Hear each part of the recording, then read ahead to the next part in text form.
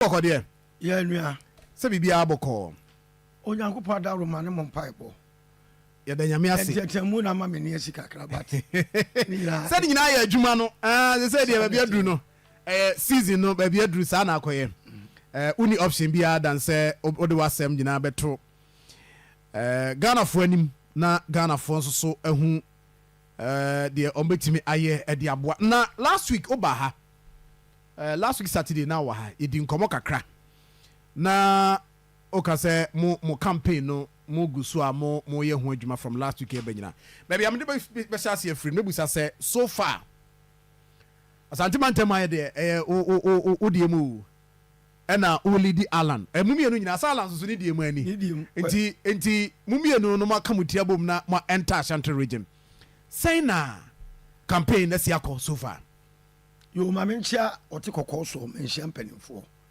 me sa do ma sibiem se ye bae de si dada ni nyina nana obatampa ne na etia ban enkumba wasan ehirame se akosi fa no kore no ene wakokodu no fa nante fa e mant enkeka wa bia ma wakwem wani na edene enso wo ye no kwafo yewura Alan Kyerematen me chia no papa wono so wonde me say me huna sama menka Alan ye different person all together na de omuni say politics say ni Ghana no adufu pefo no etitis kama nkrofo di free omu yes kana omu tu galam say esensuo se kwa yewia ne ska be di omu nsem akwara na beba no atoka ache no amani ska nti wa wo pese ogurumu obi emani be ri pakese da ache no emaburu ni adaje ma because obi man ready cash Alan Kyerematen sa no tie we are brante na no etu anama all steady na wo show e do fa sika pe kwan so a eye krogen ubetima ko wanim consistently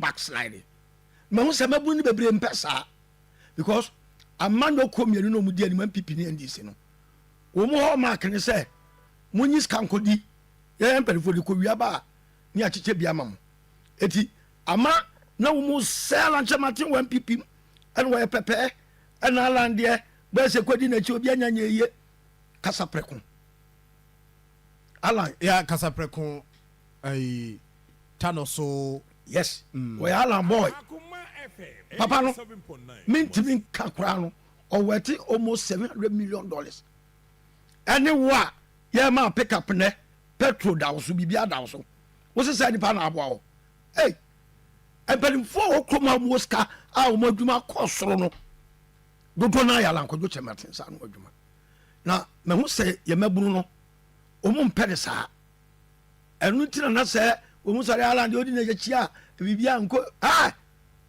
makosua bibi pa me kakra ya me Alan ntiyam me a businessman me a honest person many mere hwe me hu se Alan wo mu ko pra konwa no obi enu odeda Alan mo re ho awon say ho integrity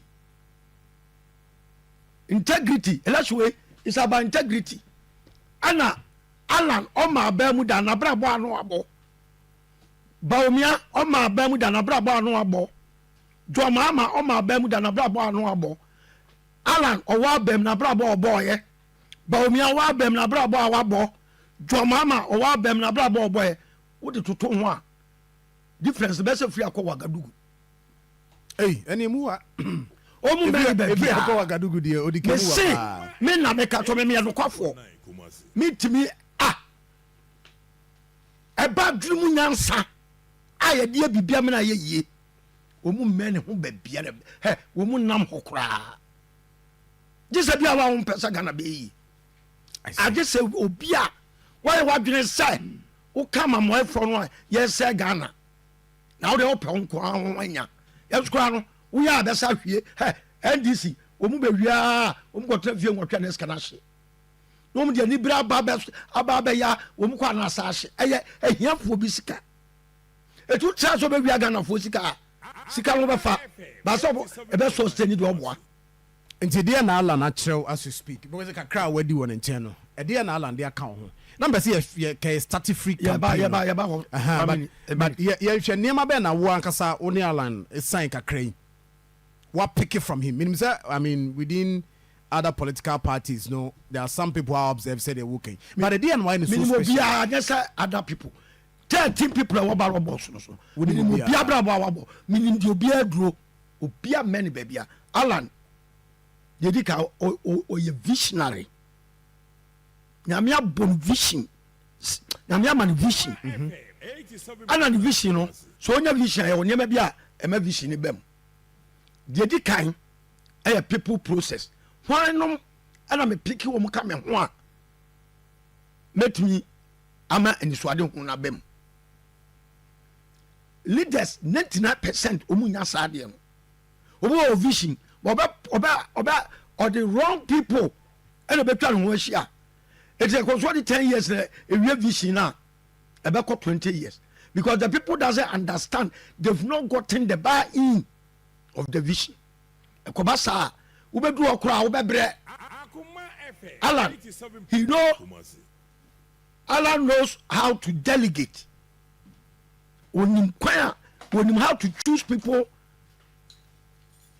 to be with him onim kwaya ofaswa or picky will be from nowhere to become somebody. Alan adeba you know talk so ne say vision or no or picky people now no be no or science so ade a friend no planning Alan or planning the bibia carefully and some will say one thing it's so far bibi and show say na di na chi a na ho po na market up papa o che my brother o che enemy Alan san what or planning we and some will say one thing na the implementation strategy so super it me make my academy says me boss say Alan me no kwanante no hey me skills ala me wo in entrepreneurship no na aka enyema bia e wo se me top na up ansa na medimu sare man bi hwa me bi fira la mi hwa bebre ifira la o sa kwasi ade we no madwene ho se ni fa so a ye be achi obe kwa kwada adwene ho na ye pepepepepepe me se Ghana for se mo se mo pe change a kare no na mo se mo pe change na mo se mo pe no na mo nya serious and change no wan fi mo ma apply to have a change so ma now Alan Kyerematen ba ye change no emo ebe hwehwe mo the change is looking for Ghanaians can na Ghana for real change but now with Alan Kyerematen no the change is chasing Ghanaians but what you say ma to was about ka u chiremu kakra ko for my anke beti ase because change ni mum na chase Ghana for as e chese can no show be yourself man mo ayedin e no man mo ayedin ye pense sanso no boa na ne MPP ni ndc nda so onimu eti omu opese Ghana ye yie no at the same time why so emotionally attached to the party no eti party na abese na adwuma party na abese na brabo no oje mu no ati say wo ton odwa na okura ne dua oje mama change na ba no anything because that you said in penny for also mu change ne ba ne penny for so mu ni change ho ana change ne se sa we na mo de we ka me e de mo ntwen de oni mu ya de ba me change ne ba be yeah meba sanity the change is now with us no the change is chasing Ghanaians chasing us yes but yeah sure last week me can see about policies but me be see share campaign so far mo call we must friends a caravan tower home yes now so far how many communities some over 300 communities my imagine say mo be 400 mo timi aye be 50% impo. Oh, there be say yeah, by last week. The yeah. Mama can't say me. Kodo Kyerematen ne vision element ase. We a political party. Me va say Baumia. Me va say Baumia Jomama. Baumia Jomama Alan Kyerematen. Munti adibi. Wa we di pa ba ko pe. We are one. Wo call dodo aba wo ho. Tieni o. O ba si ni pa se mi gina Kumase. Na me ba si ni pa se mu nyina mo mra metie masem. Obi a wo ba bia wo bebo ka ansa no ba bia wo no. Ala se wodike enya cost effective. Ye kɔ dodo no because ye mienu. Enti ye ni kɔ dodo no kɔ ka asem nkyire wo. Okay. Enti ye de ne ye se ya sesa no kanina no mu ya rally ba si nipa ba a converge nipa at a point at a very huge cost. Yeah, yeah, cost effective campaigning. What it means is say, yeah, yeah, so na ye call do Uncle Kyerematen. Wow. And pass a work it, a rally nanka, ye be ba sniper be go one spot no. Yeah, rally no krum wa. Woman ni wa ye no ma wi rally no. Near call next town. Woman ni wa ni ma wi rally no. Near call next town. Woman ni eti a very cost effective when you people in DC 32 years they don't have idea. What I say? Eti campaigning ko ye anya mass mobilization of people. O Jarman nya no bi we dey nya we go with the more touchy base na. Yes. Perfect. And the videos in the year is here. And the with a photo on your live on your Facebook page, Alan Kyerematen. Where are you feel? The caravan tower started and you so ye di home come. Where are you feel? Yes, when you crum the time I was ocean and nanom. Ocean and nanom. Now no bosome fra won na mo start Saturday anopa. Saturday mo bosome fra last week. And minim say mo ba be drew and nra mo wo atwoma kwa ngoma. Mo wie kwa ngoma sa kwa another odotobri. Mo kodotobri so nra. Wow. Inti message no at saying na say so na microphone so receive message no. Yedi ka no. Mi hunu bi da. Say ye kwa ye mie ya no enema mienu no mu di ka kansa ne akasa ya bra pipi ne ndisi ye mpe o mu biem genuinely ye message enthusiasm no ay very organic wakasa who say from the bottom of the people's heart na ye pe change ye mpe pipi ne ndisi ye pe change say don opa masamera ne domama en ko fe biasi di penya me Kumasi.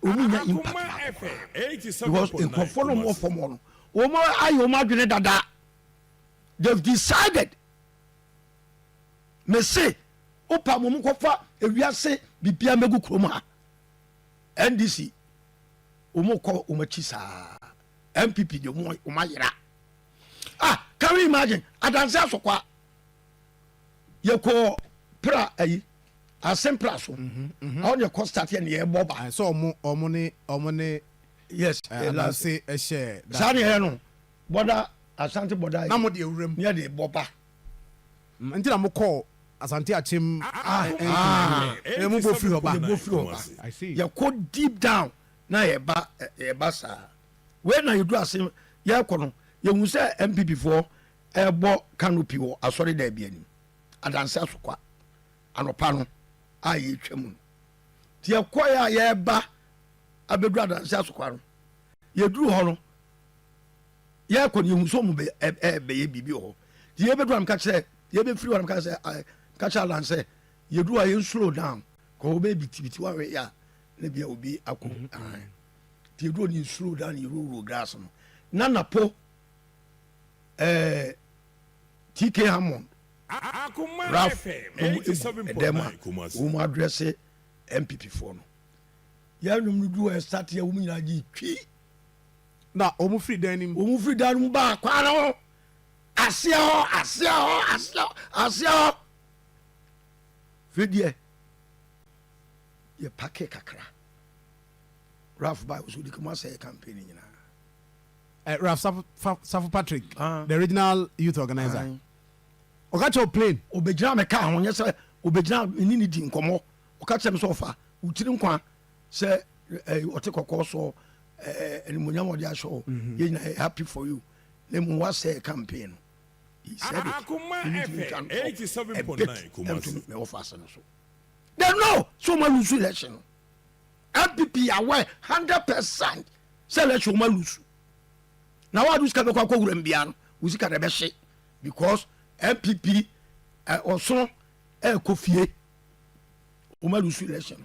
Your mama so there ya suna e mo ka hire ba say mo nya encounter wo MPP mo nya nkoto campaign NDC for a campaigner almost be bad to indicate say omo route for Alan Kyerematen because wako NPP dey when nya America say ma control MPP ni NDC wo mo card bearing members obi anu ade dey bro 1 million eto mo to aba ma mo nyina ye sympathizers and voting voters but e be to ba bia no asama me kam nya antiase card bearing members wo mo nu 1 million eto obi o to aba ma mo bia no voting voters and sympathizers but this time around we must say that your mama only message 24-hour economy on tiase no be kan me as a businessman baby e just say ye enterprise economy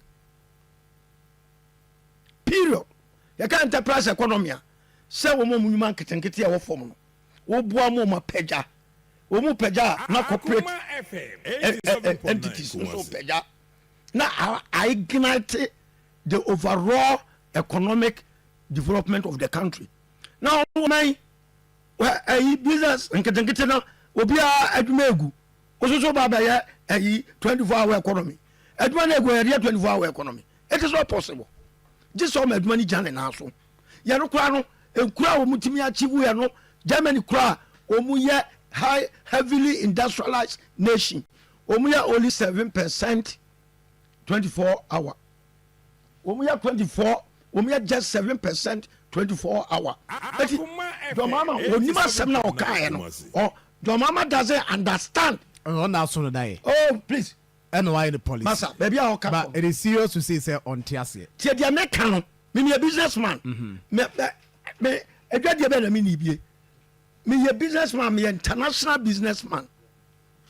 Ana ba sikasemu entoto so a me ya de. Me say your mama asem na ka won tiase. Afre or the year public sector redistribution and a DVLA and a one DVLA I mean some show so more around shift intensive no more license more be within 3 months within because your friend is saying I said the mama do come to us here or so just say or about the increase productivity yes sir but and your public sector because the public sector say DVLA license mo bia within 3 months and you be no be I said they are so be developed renew and they can say so we intensify production Emma distribution ya equilibrium e ba so class obi anya ne de no obi anya bi wi a hwan ko pe biem and say passport office passport no obi anya passport within 3 months passport office omube die biem you see obi edadawa e wo so hu in other case it will say baby aga na giren passport to pay at this one so obi anya bi na obewu as what kind of I see one just here baby your mama doesn't have any vision for this country next summer what kind as we are desperate no power me ko kan bibina me fa nko do mu na me power and a message part look again a man dependent to part the bottom line is say obana wo say o ko supply pad amana no e die be na ba ya say do mamuso asem da be na o girlfriend ka to say men can ko top pad minti bi that day me tru one men see I just na Ghana phobi anya kukogo to etie jo mama hell mama ka sem cho o man panyini da John Evans Atamius everyone president no na kwabna dufo nyasabo akwa on na finance minister omu grow Ghana omu ma inflation ejina between 8 and 9% kopim bra tamis wuye Akoma FM atamis wuye no adoma ma be di ade no ne besia inflation ko 15%. Second year ko 17 o say ontimi no ofrofre nipa se enko hia senche senche no okosesa de namfofo agro odo ani so buta okosesa de namfofo no mkoye party. But please active politics or so ko invest scam we Ghana for ska ko invest say o ko akoye forum na dia pay adwenkyere na bana ko IMF, do you know what it means? The man ko ehwe na via as me carry down the man was born there be o kaso o kofifa. I say am I value for money, a waste of resources. This is what I'm telling you. IMF pa no ko tieniye atames o grow Ghana economy by 14% with oil fund. Do mama beji akonwa no ansa no ko IMF no na a deplete abedu 3.7%. Say the power sem fa akonwa no mani biem. Go look Ghana for me datu no mo amenti ase me nko me live baby na mo wo baby. Hey, now you share let me translate any simple logic analysis. Jesus Christ yen share policy sir. The transformation plan you ni hu nkomo ni yen share. The wabos you nyina che say we need something ade be save and dey atokwanpa so. Of course. And so ade na GTP no ewo mu a e wo say Ghana for etimi de ho to so. Who said before say me join Alan no. Na ma tro book union government say me bele. Ebi wa ha. Ah munyimla. Na men say wa de kakra. Agohene wa ha nka obeba na man pemra. Look, but yen nko ba Ghana your biggest problem pa ye face here 1992 constitution, the framers of 1992 constitution, the rationale behind it in say yen tranketi federal coups it yema security ni enko ye en center wo the executive eti so what the architectural structure of our constitution we won't say excessive powers has been reposed on the executive, and power corrupts. Absolute power corrupts absolutely. Tie sabe no vise kuku na ekoso no ye fa 2 minima president na on my na tabe mo enko fom na nani nko fom ko hu enipa ebi on bebo pose o mo ba be ye ku eti that was the decision framers no that was the decision framers no omu promulgate 1992 constitution omu de she omu adwene na omu constitute constituent assembly no allocation omu de ma various identifiable groups no anya bi de enti kura boycott ye now me kai pretty well right from the inception of 1992 constitution me nuanom MPP for e ba bonten say Makola for constitution. Yeah, you know, 87. So what is plan? Say on San Juan. You didn't say MPP umo eti governance structure aseno umba system. Ebe sine MPP ni NDC. The umo ya no na radio bi. Me say over the constitution now. Ube who say separation of powers and adwuma because president na the call parliament call appointing ministers it will rule parliament and you call president or didn't some call parliament. Number 2 we say president na appointing chief justice it you call basa it all the arms of government also be independent by the ama checks and balances ayra tie toba ma obia o take the whole country to a ransom do pen ode eni kwase basa ye na ye fa president amene dumaye eni we must give the president the job description prescribed by Ghanaians so wo ye twa oka uduma dia person dumaye ni it we need national policy abema consistency in our development it okay GTP now governor class ya elaborating clearly e wo say constitution ye ba enema bebre wo ma wo say ye flag na fo nyina no obi ade na adwene ba na ya sakra because constitution is a living document. Enyiri tise ya wawoba. So your constitution net fa ko a. Emre be kwa agya no. Na o man na ebo akọ, o man na ebo adada. Enu mu ne ewi. I see.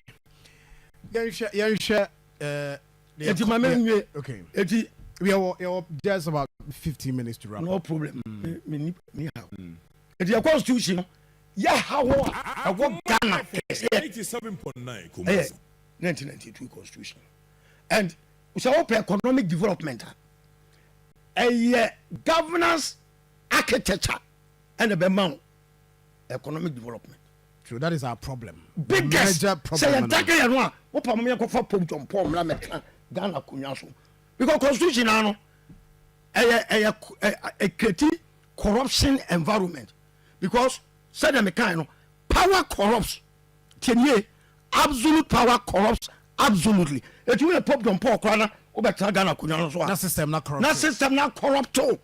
Because you have all the powers to do whatever it is. And ultimately out there, and my ultimate and now on my detach the citizens from the day-to-day administration of the nation. That's what you say. Because democracy is mass governance. It is your constitution detaching the masses from the day-to-day administration. It is why obi the idea to form when you say Nana Kufuor Bema will be a betra. It's a changing kind of mindset.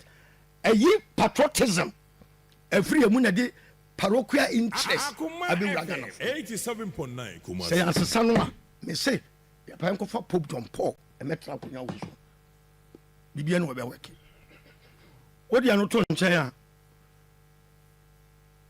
You can't say mass governance as anything.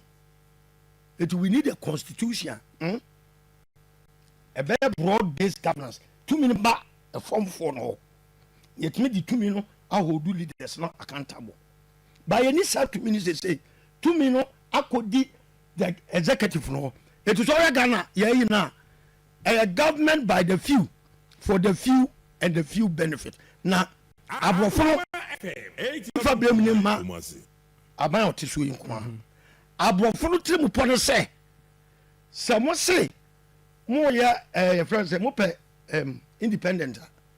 Yeah, economic exploitation tina you better share mo so. It is a more political independent.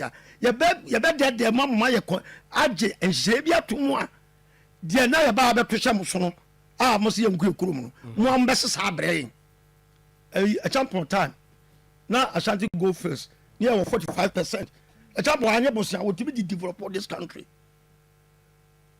Estate wa Ghana 90% champion here. Argentina and now me to minerals no you nya 10% to crave free, especially gold. Oil you konya be say 12%. Equatorial Guinea 49%. You konya lithium yes 15%. You see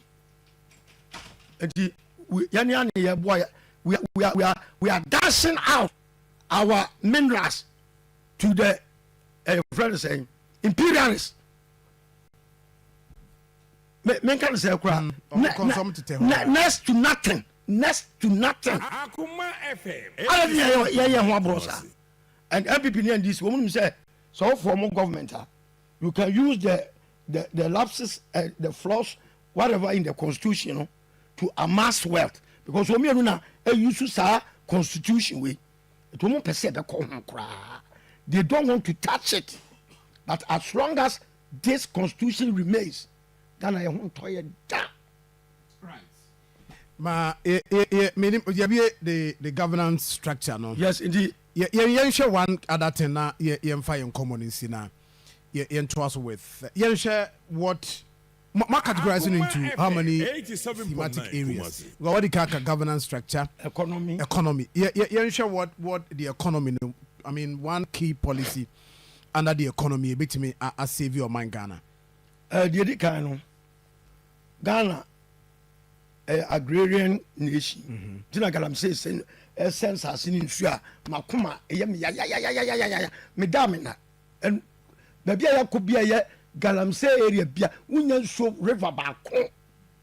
onyankopɔn hata soro ni me dance ni wonya river ba akwa betima se bia no not one ara ne yɛ ho abro sa Akoma FM Yɛn- 87.9 etina me ba economy no so etina 87.9 tete mpanimfoɔ no in their wisdom wɔn mu sɛ gold no ebi wɔ asase no so ebi so wɔ fam but asase no so no yɛtɔkye a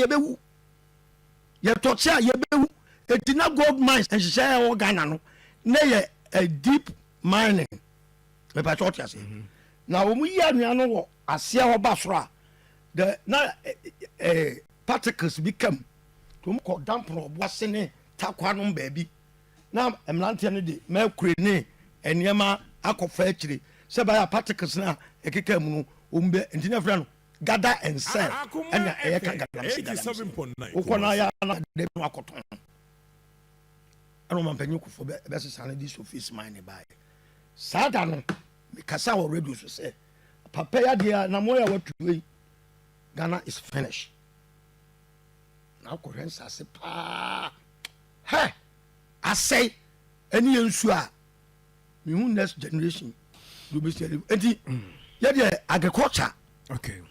ɛyɛ the backbone of the economy. All right. Na ansa na kwani obenya confidence sɛ meme do afuo no ɛwɔ assurances bebree a ɛwɔ so onya deɛ di kan Akoma Yesu sa no. FM 87.9 Kumasi. na ɛchampɔn tam na dwumakuo bi wɔ hɔ ne yɛfrɛ no ash food ɛna baako so yɛ city food Kumasi a what they do ne sɛ wɔmotɔ akuafoɔ mfudeɛ no wɔn atɔ de kɔ ɛba wɔn warehouses wɔn de ba no ma distribute kɔ schools ne saa nneɛma ne nyinaa ti ka government ba fa wei no ɛyɛ wɔn adwuma na ebi ayɛ sɛ Ashanti region yɛakyɛ mu 9 deɛ kɛmɛ nu wɔn na supply schools wei wɔn so na supply schools wei etu wɔn na kɔfa nnuane no firi akuafoɔ no na wɔn de ma government institutions na deɛ bɛka no ne yɛ export bi to akɔ Angola FM 87.9 Kumasi. ɛwɔ sɛ yɛma mu ready market assurance ɛti yɛde saa food distribution a ɛyɛ private sector led ɛyɛ saa aba na yɛatɔ nnuane no afiri akuafoɔ no nti wotu ba nkyɛw wotwa abɔɔdeɛ o deɛ ɔbɛɛbia ne yɛatɔ aban agye te sɛ deɛ ɛtɔ kokoo no na aban no akyerɛ kwan a ɔbɛfa so nnuane bɛkɔkɔ baabi a ɛwɔ sɛ ɛkɔ ɛti akuafoɔ no ba bɛnya ready market for their food Produce. ɛno na nkyɛn no yɛba bɛyɛ agricultural parks a food mfutama kɛseɛ Akoma FM a yɛde tractor ne 87.9 Kumasi. ɛyi na ɛyɛ scientific way of agriculture ranch te sɛ dɔborɔnso nom yɛkɔ wɔ yi Yɛbɔ ma anantwie. anantwie yɛwɔ grass bi a yɛdua nti yɛgye ho ma wa ne yɛtu bɔ hɔ ɛwurɛsi nsu a ɛmoa no bɛnom ɔmu yɛ aduro bi a yɛde gu nsuom no mu nom na grass no yɛdua no wafuo mu hɔ ɛti yɛato wɔ na mmoa no gu mu no ɔmu mpie ma abɔntene o Okay. ɔmu we grass no a saa grass no nom deɛ ɛma nufu suo ɔmu ɛproduce more milk na nestlefoɔ so ɛnya bi de yɛ adwuma ɛti ansa no nantwie no 87.9 Kumasi. yɛntɔ nantwie no na milk a yɛkyɛ firi mu no ɛti nantwie no ka bɛyɛ 10 times Before Nti- say nantwie no cry beton no na Nti- milk no cry ma. ansa ne yɛawa ne skin no ɛde akɔ tinary ɛde akɔ produce ɛda ne yɛ process apackage no sɛdeɛ aburokyire wɔn de ba no eti nantwie buo no ɛsa wɔ industry a ɛbɛ prepare nam no in a very hygienic manner cost of no so bɛtɔ eti biribiara yɛyɛ wɔ agriculture no ɛyɛ ready market. Right. Okay. Akoma Nti, FM on a 87.9 Greek. Kumasi. Ɛnso so ɛdeɛ no no. Unfortunately, you were 2 minutes to wrap up. Deɛ na akakyɛ asanteman. abusuafoɔ deɛ meka ne sɛ ɛmmerɛ ni hɔ ma Ghana siesie and sɛ ɔyɛ 1992 constitution a woyɛ obi a woadwene mu dɔ paa wobɔ sɛ from its inception na yɛwɔ Ghana Airways yɛlusu yɛte Ghana Airways na Emirates mae and the Emirates can boast of 1,500 fleet of aircraft near Black Star Line. The first container, me ship free UK, ship at the banana in Kumasi. A free answer. State hotels, Nina Ko, state transport, and I'm not going to say private people in the Domo buses, a common, a branding home, STC, and a number. Railway, me for Kogawa, Metra Tremufia, a comrayem, Western region, no foom, me da bed is so sa could do, Mrayem, and then you lose. So steady, near car Kobawa, near friend Firestone, you lose, near yet moto, near friend Thomas, you lose. Near yam Pabwa, Chimata Sanders, and I know I say, somewhat the Nana Ghana made the Yawan, Oko UK shop, cracks, woman that free. Cracks the three at Chimata Sanders. A year, Sabran, Ghana exporto 3,000 pairs of shoes to Netherlands. Holland, yes, exporto Pabwa. Malaysia for ever far be free. And the Malaysia abem kwa amumandane o my umadium. All right, until Alan Kyerematen the alliance for the achia de mui. Okay. Se modi tumi ma yewra Alan Kyerematen. Na mi ODIKE me kana ho. Me se Ghana aye yi kura wi because me de yanko anem gina akire. It mesre. All right. Minuanom partisan politics. Abrofo na share that be there. Yeah, ethnocentric nation. All right. So many tribes and yantias say ye transum wiem. It had the share ba between mu no. And more mine. All right. And a house that is divided on its own cannot stand. It was just a constitution. Now you carve a democratic culture environment well tailored to suit us. Okay. May that say, for Kwasi ODIKE, leading member for the Alliance for Revolutionary Action, Alan Kyerematen Movement for Change in the region. Muguswa Omo Ebon Tra Ewaha.